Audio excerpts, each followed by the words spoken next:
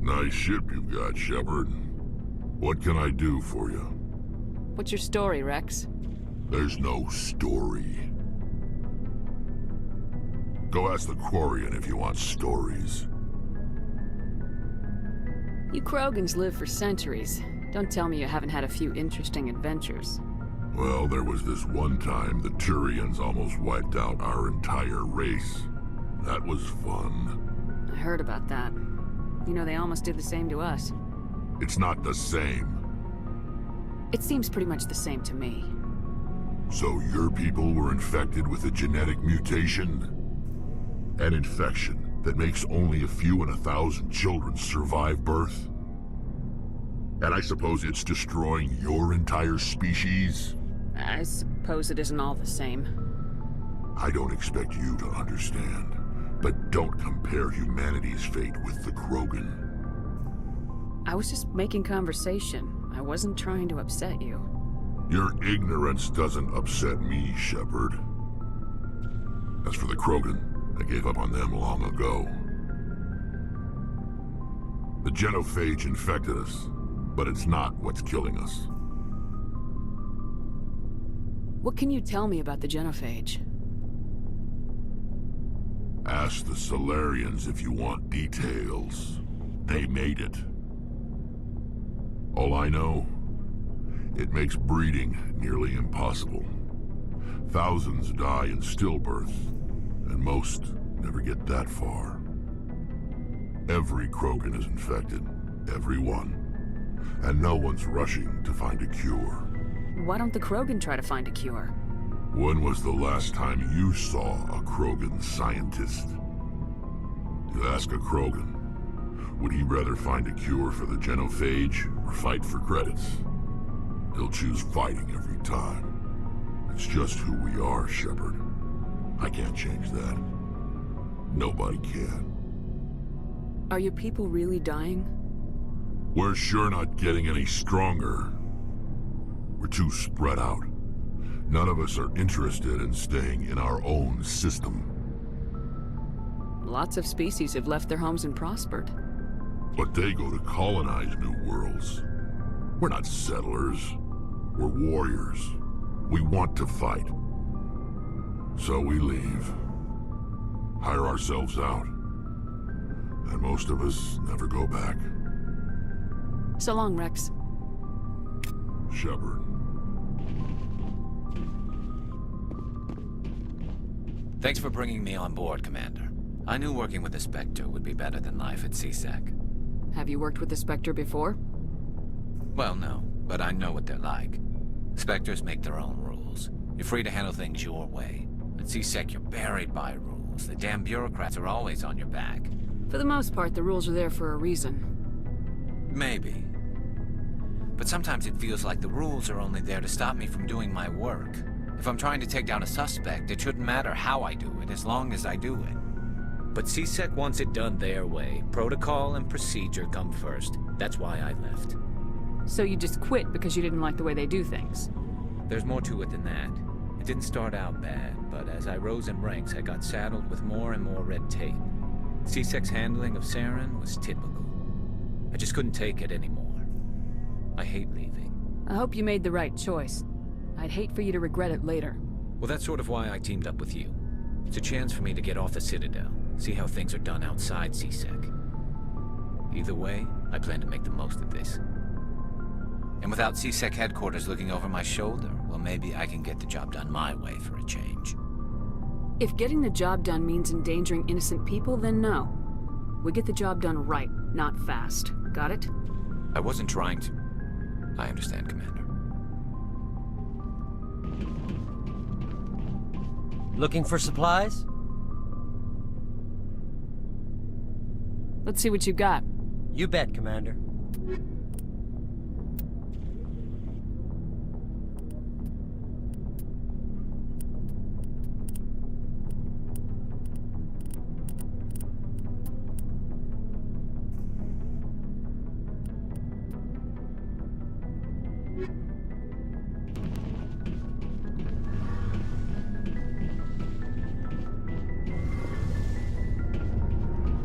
Hey, Commander, you know that Quarian, Tali?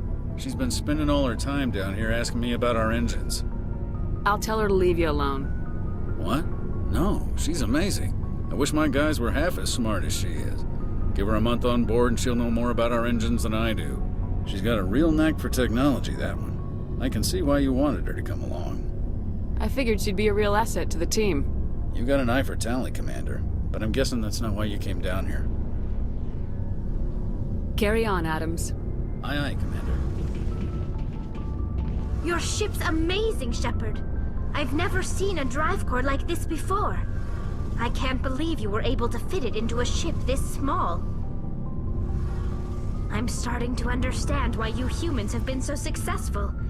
I had no idea Alliance vessels were so advanced. The Normandy's a prototype, cutting-edge technology. A month ago, I was patching a makeshift fuel line into a converted tug ship in the flotilla. Now, I'm sitting on board one of the most advanced vessels in Citadel space. I have to thank you again for bringing me along. Traveling on a vessel like this is a dream come true for me. I had no idea you found ship technology so interesting. It comes with being a Quarian. The migrant fleet is the key to the survival of my people. Ships are our most valuable resource. But we don't have anything like this.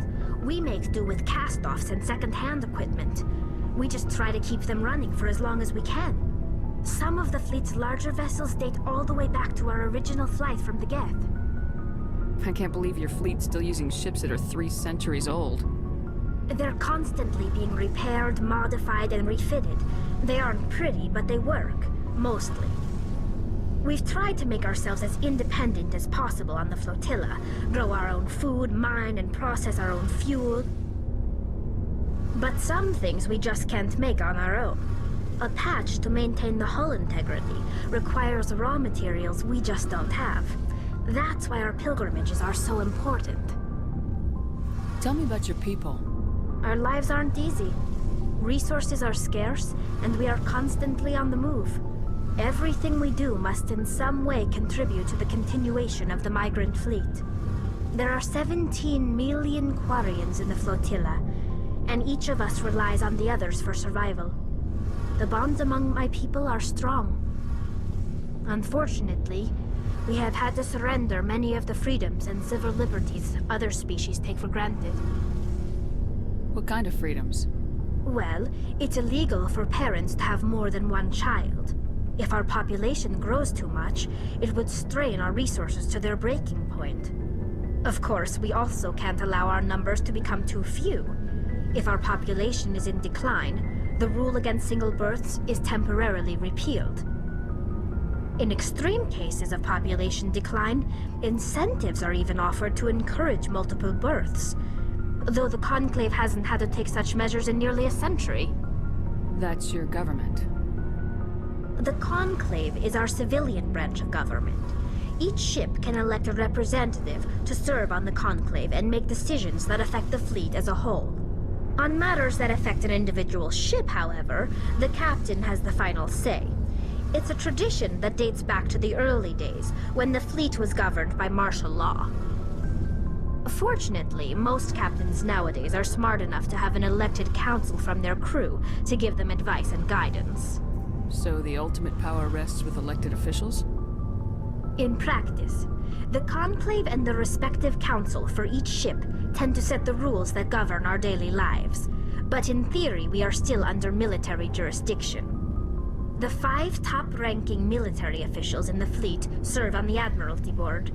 These 5 have the power to overrule any decision by the Conclave in case of emergency. To do so requires unanimous agreement among the Admiralty, and they can only do this once. After that, the entire board must resign their posts. It's a safeguard that served us well. In nearly 3 centuries, the Admiralty Board has only overruled the Conclave 4 times. I want to know more about the Geth. I doubt I can tell you anything you don't already know. It's been almost 3 centuries since they drove my people into exile. All I know is the story of their origins, what they were when we created them, and how they turned on us. Interesting. The Geth were originally created to serve as an automated manual labor force. Initially, their intelligence was as limited as any VI. Over time, we made small modifications to their programming to allow them to perform more varied and complex tasks, bringing them closer and closer to true AI status. How come the Council didn't step in and stop you? This wasn't true AI research. We may have been skirting the bounds of the law, but we never did anything that was actually illegal. The changes were so insignificant, so gradual, that we were able to control them. Or so we thought. But one thing we underestimated was the power of the neural network. A million Geth thinking simultaneously created an inherently unstable matrix. So the Geth share brainpower? Many of the Geth's logic systems were designed to work in concert with other nearby Geth. Basically, the more of them you have in a group, the smarter they are. So there's some sort of group consciousness? No, nothing like that. They cannot share sensory data or information. Their programming cannot handle that much simultaneous input. Each Geth maintains an individual awareness and identity. The neural network only operates on a process-based level. It's basically the synthetic equivalent of a subconscious. But when they're in close proximity, they can coordinate low-level functional processes, freeing up more capacity for original or independent thought. That doesn't make any sense. I'm probably oversimplifying. The Geth are incredibly advanced and complex creations. All you need to know is that they get smarter when they gather in large numbers. As we built more and more Geth, their effective intelligence became more sophisticated, more abstract. One day, a Geth began to ask its Quarian overseer questions about the nature of its existence. Am I alive? Why am I here? What is my purpose? As you can imagine, this caused a near panic among my people. I don't see what's so bad about those questions. The Geth were created to engage in mundane, repetitive, or dangerous manual labor. That's fine for machines, but it won't satisfy a sentient being for long. The Geth were showing signs of rudimentary self-awareness and independent thought. If the Geth were intelligent, then we were essentially using them as slaves. It was inevitable the newly sentient Geth would rebel against their situation. We knew they would rise up against us, so we acted first. A general order went out across all Quarian-controlled systems to permanently deactivate all Geth. The Geth responded to this order violently. Hey, you can't blame them for fighting for their survival. We had no other choice. The Geth were already on the verge of revolution. By acting quickly, we had a chance to end the war before it began. The hope was that most of the Geth would still be little more than machines, incapable of organized resistance. But they had progressed much further than anyone anticipated. The war was long and bloody. Millions upon millions of Quarians died at their hands. In the end, we were forced to flee our own homeworld. We feared the Geth would pursue us, but they never came beyond the Veil. Now we drift through space, exile searching for a way to reclaim what was once ours. It's hard to feel sorry for you. Your ancestors tried to wipe out another species. We made a mistake when we created the Geth in the first place, but we did not make a mistake when we went to war against them. If we had not acted, they would have wiped us out. They're a synthetic life form. They have no use for organics. None. Why do you think they cut themselves off from the rest of the galaxy? Why do you think they've killed every organic being who's ever tried to contact them? They didn't kill Saren. What does that tell you? The Geth are not innocent victims in all this. They're the enemy. They want to destroy us. Not just the Quarians. All organic life. That's why they've joined up with Saren. And that's why we have to stop him. I want to know more about the pilgrimage. When my people reach maturity, we leave our birth ships and seek acceptance with a new crew. It's necessary to maintain genetic diversity among the fleet. But no ship wants to accept someone who will be a burden on them. So, to prove our worth, we embark on a pilgrimage. We set out alone, leaving the flotilla and our families behind us. We only return once we have found something of value we can bring back to the fleet. This is presented as a gift to the captain of the respective ship we wish to join. If the gift is accepted, we are welcomed into the crew. Can a captain choose to reject the gift? That doesn't happen often. Most captains are eager to increase the size of their crew. It increases their own standing in our society. Even when a gift is not particularly valuable, the captain usually accepts it out of a sense of tradition. However, there is a stigma to presenting a substandard gift. It's not the best way to make a good impression on a new community. Most pilgrims don't return until they find something worthwhile. I can't believe they just send you off alone. It's not like they just cast us out. Before we leave, we are given lessons in how to survive outside the flotilla, and given gifts to help us on our journey. We also receive implants to fight off sickness and disease. Generations of living in an isolated and highly controlled environment have left our immune systems weaker than most. By the time we leave the fleet, we are well equipped for the pilgrimage. This is a rite of passage for all Quarians. If it were dangerous, our numbers would suffer. Virtually every pilgrimage ends with a triumphant return and the ritual presentation of the gift to one of the fleet's captains. I want to talk about something else. Like what? I should go. See you later.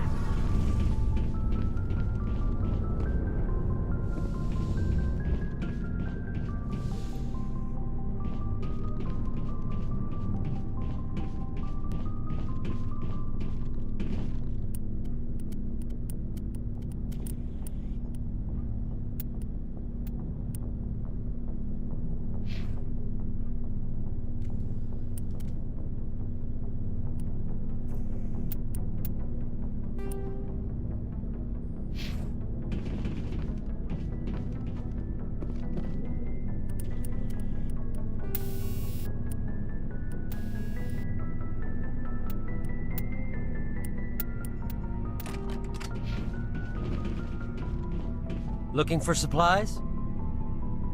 Let's see what you got. You bet, Commander.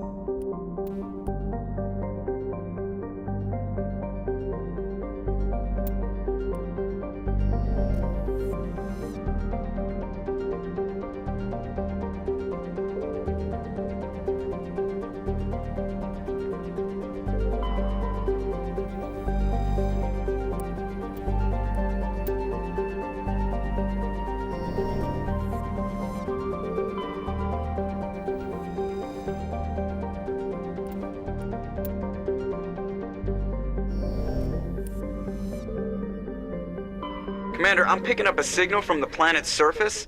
It looks like an automated distress beacon.